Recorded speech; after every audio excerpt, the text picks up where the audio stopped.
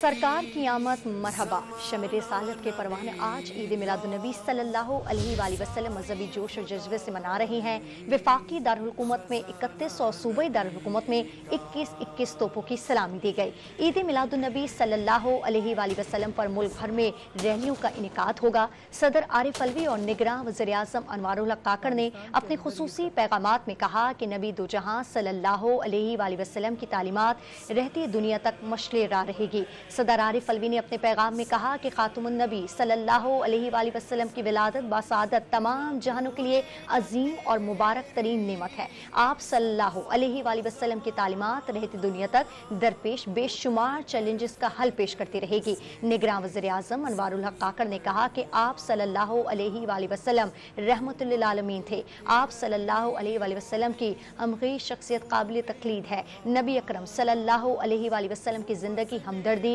रवादारी और मोहब्बत की ताबिदा मिसाल है। आप सल्लल्लाहु अलैहि वसल्लम का किरदार और अमाल हमारे लिए बेहतरीन नमूना है।